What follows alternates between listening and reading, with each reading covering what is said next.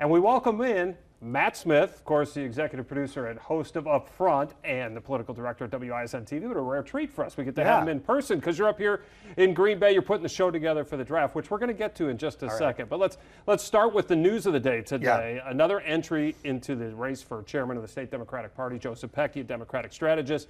You've interviewed him many, many times on UpFront, so you know him well. So how does this shake up the race, and how is he perhaps different from Ben Wickler? I think he's perhaps one of the most notable names, at least getting into this race initially from the three others we've seen now four.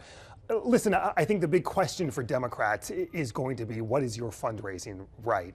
First and foremost, Ben Wickler transformed the party nationally into this fundraising powerhouse. So the question is, A, how can he do that? He came out with this list of endorsements right away, which he kind of hopes to seal the deal. And it was interesting in his statement, he said, we want the party to be united going through this, essentially hinting at we don't want a big fight on the floor with delegates for this vote. So it's going to be curious to see how this plays out and actually if this does coalesce or not, or if it's going to be a battle in the Dells. All right, battle in the Dells. It'll be the convention for state Dems coming up in June. That's when they take the vote.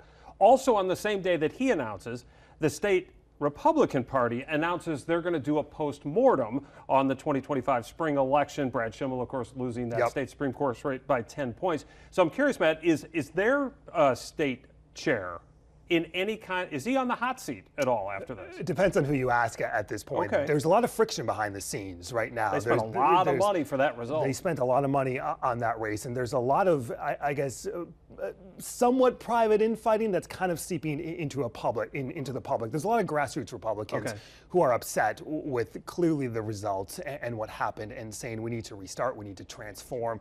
So what that looks like, there's been no major calls among conservatives and Republicans to get rid of Brian Schimmel, at least from the big picture perspective. There is on the ground and the grassroots. But how that plays out, I think, is still to be determined. Okay, and their convention is coming up in May, I believe, a couple weeks as well, yes. All right, so we may get some news on that. And that could be raucous as well. I mean, remember we saw a couple years ago them trying to get rid of Voss and boo him when he was on stage. So there's this establishment versus some of the grassroots that I think we're going to see play out again. Well, and the backdrop here is 15 of the last 19 statewide contested elections Republicans have lost, and that might turn the heat up on Brian Schimmel, too, even though he hasn't been there for all of them. Right. The question is, what do you do when Trump is not on the ballot for Republicans moving forward? Which is what we've talked about a lot. But let's talk about the reason you're up in Green Bay, the draft, because here you are with a political show, and we have the NFL draft. So how do those two coalesce? Well, listen, the center of the universe is here in Green Bay, for the next 2 weeks. And there's a lot of facets to this beyond just the sports itself, right, Chris? I mean, you have a $90+ million economic impact across the state, $20 million here. You have lawmakers looking to pump even more of state money, of taxpayer money into this. But beyond that, it's a massive security operation. It's a massive event for Green Bay. And for the show, yes, while we are so politically based, you can't ignore this. But there are some and you want to be up here. Sure, there are some politics involved in this too, and we saw that play out earlier this week. I know you guys are going to talk with David Steffen, the representative from our area. The governor had put in another $1 million in his budget proposal for the city of Green Bay.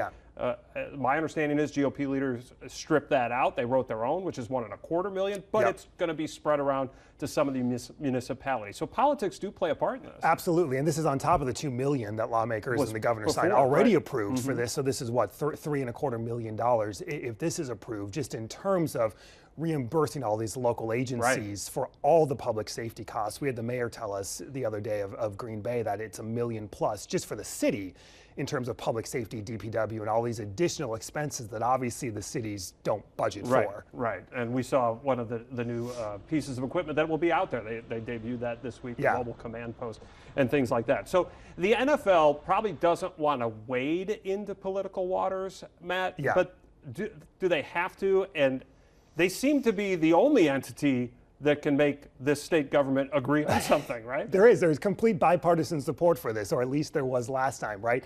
It's been interesting to see when you look at the leagues, whether it be the NFL or the NBA, and the political culture we're in today, how far they wade into some of these issues, whether they step back.